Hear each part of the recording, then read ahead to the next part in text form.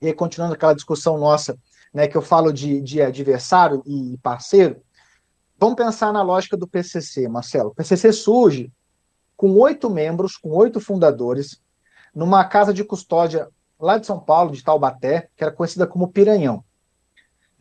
Nós tivemos, em 92, o massacre do Carandiru, onde 111 presos foram mortos lá após a intervenção da Polícia Militar. Isso gerou, né, uma grande rebeldia na massa carcerária. O Estado está oprimindo, está matando, etc. Os presos começaram a ter esse ideal coletivo. E aí, no ano seguinte, em 93, 8 presos fundam o PCC, que hoje é a maior organização criminosa do país e uma das maiores do mundo. O que uniu esses presos? Esses episódios de violência, né, e violação de direitos e garantias fundamentais. Então, esses 8 presos conseguiram convencer uma massa carcerária de que eles tinham que estar reunidos contra o Estado. Né? Os ideais, tanto do PCC quanto do CV, eram paz, justiça, liberdade. A gente sabe que isso é balela. Isso foi um discurso para unir a massa carcerária e estão preocupados em poder e dinheiro, custe o que custar. Mas percebam, o Estado já falhou porque eles conseguiram usar esse discurso para reunir a galera. Então, se não tivesse esse tipo de violação, o discurso não caberia. Beleza, aí o que o Estado fez? Esses grupos começaram a crescer e a gente que é da área de segurança pública viu, está acontecendo um negócio diferente, os presos estão se organizando, estão fazendo greve de fome, eles estão se articulando, tem alguma coisa acontecendo nesse cenário. O que o Estado brasileiro fez? Se omitiu, negou. Por muito tempo, as autoridades brasileiras eram impedidas de falar de PCC, de CV e etc., porque havia uma falsa impressão de que se você falasse, você fortalecia essas instituições. Terceiro momento que o Estado brasileiro contribuiu. Bom, nós temos 8 criminosos aqui que são lideranças que fundaram o PCC. O que a gente vai fazer com esses caras? O que o Estado de São Paulo fez? Vamos mandar esse problema cada um para um lugar do Estado. Então eu vou mandar um lá para a Grande São Paulo, eu vou mandar lá para o sul do estado, outro para o norte do estado, eu vou pulverizar esses caras. Se eles conseguiram fundar essa facção na pior unidade prisional que o estado de São Paulo tinha, o que eles fizeram nas outras? Começaram a catequizar, evangelizar todo mundo. Então, em pouco tempo, nós tínhamos centenas de membros falando o mesmo discurso. Prova disso é que em 2001, o PCC criado em 93, em 2001 nós tivemos aquela mega rebelião em dezenas de presídios ao mesmo tempo no estado de São Paulo, e em 2006, aqueles ataques de maio, né, que aí mataram mais de 500 pessoas em poucos dias, muitos agentes, delegacias tomadas, batalhões tomados. Então, o Estado brasileiro, ele é um espectador durante toda essa jornada. Se ali no começo da década de 90 a gente se reunisse e falar, peraí, tá surgindo um negócio complicado, vamos estudar e vamos reprimir, vamos acabar com isso. Mas não. E aí o que essas organizações percebem com o tempo também? Que elas não vão sobreviver sem fazer algum tipo de parceria com o Estado. E a gente entra num outro grave problema brasileiro, que é a infiltração, que é a corrupção, que é um problema que deve ser enfrentado e que deve ser escancarado. Né? Para o PCC, o Marcelo, produzir, o PCC já produz droga em países vizinhos, né? Tamanha organização. Para ele produzir uma droga num país vizinho, cortar o nosso país, que é gigantesco, colocar essa cocaína dentro de um container, dentro de uma operação legal, mandar essa cocaína pela África do Sul para que ela chegue na Europa, na Oceania, ele não consegue fazer isso sem a participação de agentes envolvidos em toda essa logística. Porque você não está colocando 10 quilos, está colocando toneladas por mês. Então, esse é um outro grande problema.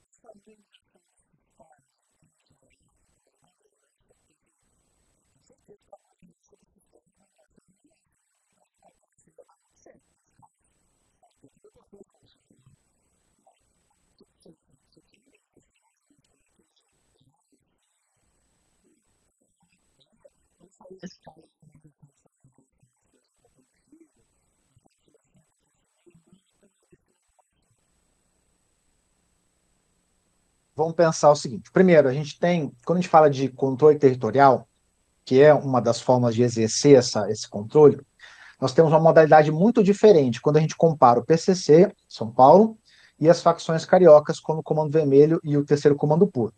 O PCC, ele não pode ser analisado numa lógica piramidal, meramente, né, vertical. um líder supremo que vem dando ordens, uma cadeia, como uma empresa com uma estrutura militar. Não. Não, o PCC ele funciona numa lógica de irmandade, de controle horizontal. Há uma sintonia final, claro, e ela é composta por indivíduos que têm um poder decisório maior, mas o PCC é uma facção tão grande que vários momentos, né, e vários setores da facção funcionam independentemente de quem são seus líderes, etc. E a gente costuma, né, olhar para a facção nas suas lideranças com relação aos traficantes. Então, o próprio Marcola, que é apontado aí como líder do PCC. Marcola é um assaltante de banco, violento, que pratica uma série de crimes e que num certo momento do PCC, onde a facção avaliava ali como que ela ia crescer, ele teve uma posição muito bem construída, ele defendia que a facção não tinha que agir só sob a lógica da violência, mas sob a lógica das alianças, da parceria com alguns agentes do Estado, etc., uma visão mais empresarial. Esse modelo é um modelo adotado pela facção e o PCC cresce. Agora, a gente acreditar hoje que esse criminoso que está preso no presídio federal já há décadas, que ele é o homem que controla toda essa rede transnacional, né, isso é, obviamente, ingênuo. Então, o PCC já atingiu níveis estratosféricos, que há uma série de outros atores que atuam nessa jornada. Para que a gente entender esse atual estágio, e por isso que na minha pesquisa de doutorado eu continuo falando que a atividade preponderante do narcotráfico é importante para essas facções, porque é exatamente o modelo de negócio do tráfico de drogas, Marcelo, que fez com que essas facções aprendessem a agir de uma outra forma. O tráfico de drogas nada mais é do que um comércio de um bem que é proibido, concorda? Ele tem cadeia de fornecimento, exato, ele tem cadeia de fornecimento, ele tem demanda, ele tem oferta. Por que o Brasil é um país muito ligado ao narcotráfico? Porque nós fazemos fronteira com os países que produzem 90% da cocaína do mundo. Nós somos um país que é, se não me engano, o segundo maior mercado consumidor de droga do mundo, o segundo ou terceiro, pede ali para os Estados Unidos, para a Rússia, às vezes.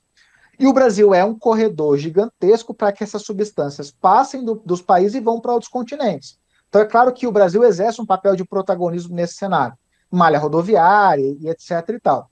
E aí o que o PCC faz? O PCC ele começa nos presídios, depois ele vai para as ruas, aí ele começa a controlar o tráfico de drogas, e aí o PCC ele compra a droga dos traficantes internacionais e revende no Brasil. Com o tempo ele pensa, bom, isso é um comércio. Se eu quebrar o meu fornecedor, ou seja, se eu for o fornecedor, o produtor, eu ganho mais.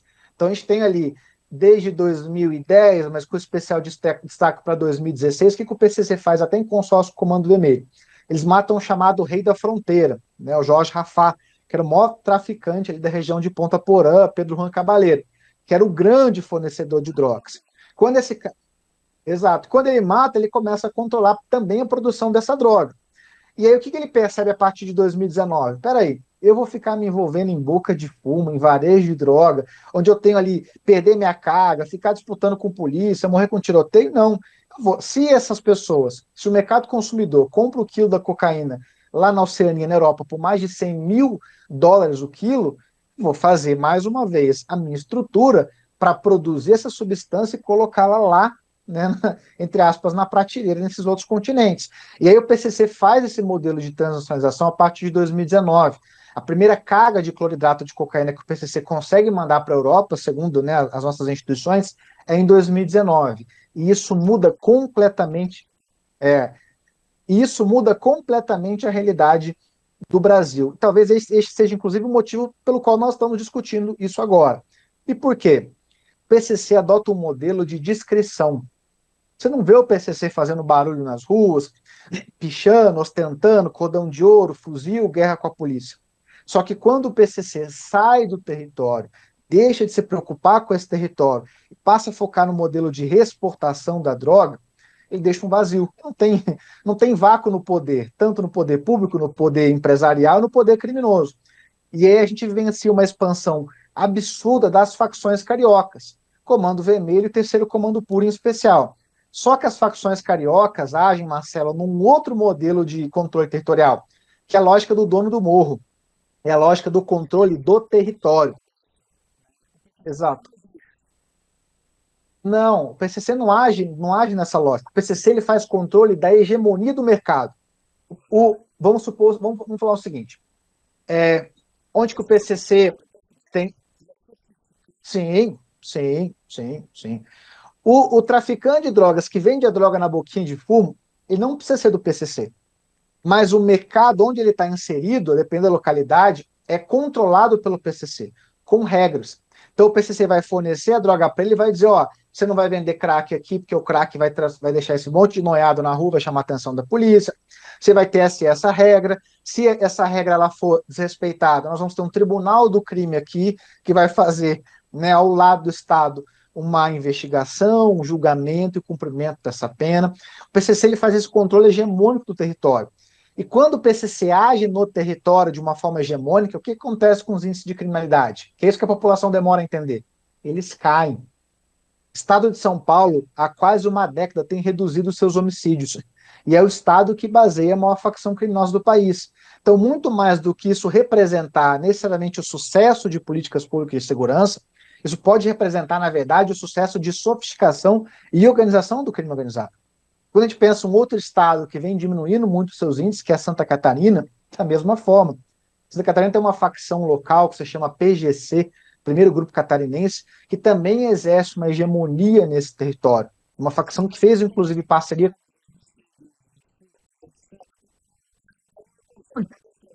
Pelo contrário, se você tiver homicídio no território, você vai chamar a atenção das polícias, tanto da polícia administrativa, da PM, que vai lá para sufocar esse território, como da polícia investigativa. Então, quanto mais aquilo acontecer, né, sem essa confusão, sem essa presença do Estado, melhor.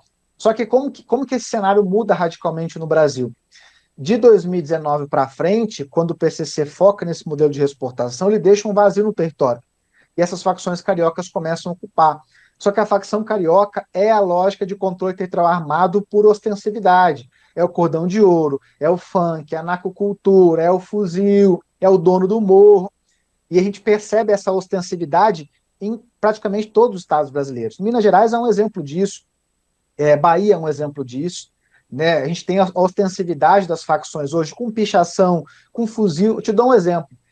O Rio de Janeiro apreendeu no ano passado, Marcelo, 2025, 920 fuzis. Tem noção do que é isso? O primeiro fuzil que foi apreendido no Rio de Janeiro foi apreendido em 1989. E por que o fuzil chega no Rio de Janeiro? Porque a polícia usa fuzil? Não. Porque é exatamente o período em que o Comando Vermelho tenta uma hegemonia, um monopólio do tráfico de drogas, e começa a surgir uma outra facção, outras facções no Rio. Exemplo, o Terceiro Comando da facção ADA, Amigos dos Amigos. E esses caras vão se guerrear nesses morros disputando o território. Qual é a melhor forma de se disputar? Com um fuzil, que é uma arma de alta energia. Então os criminosos começam a traficar esses fuzis, e aí a primeira compra de fuzis oficial pelas polícias do Rio de Janeiro aconteceu no ano 2000. Ou seja, há pelo menos 11 anos, 12 anos que os criminosos já usavam fuzis nas comunidades. Minas Gerais não tinha apreensão de fuzil com criminosos. As nossas apreensões no estado eram em ocorrências pontuais daquilo que a gente chama de novo cangaço, aqueles roubo a bancos cinematográficos, que tinha 10, 15, 20 caras de fuzil, eventualmente entrava em confronto com a polícia neutralizava, os fuzis eram apreendidos. Só no ano passado, para você ter uma ideia, nessa mudança, que eu chamo de nacionalização do crime, o Brasil está passando das gangues locais e regionais para as grandes facções, em todos os estados. Nós aprendemos em Minas Gerais em 2025 91 fuzis, algo inimaginável nos anos anteriores. Então, é esse fenômeno que tem que ser observado. Né? E na nossa visão se dá exatamente quando o PCC foca nesse outro modelo de negócio e as facções cariocas, né, vêm assumindo esse ponto.